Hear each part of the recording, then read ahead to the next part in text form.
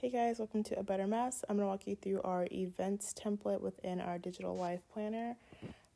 So here, this is mostly used for different events that you have, whether that's life events, business events, personal events.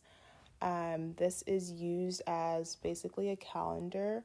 I know a lot of people use Google Calendar. I know there's a way in Notion for you to sync your Notion calendar and your Google Calendar. But I do like that you're able to name the different events here and add the dates, set alerts, set duration of the event, and categorize it as a personal event, a work event, add a description. You can also add any links that you need, any notes, comments, and you can add tasks or action items that relate to that event and set reminders for those action items if it's something that you need to get done before the event.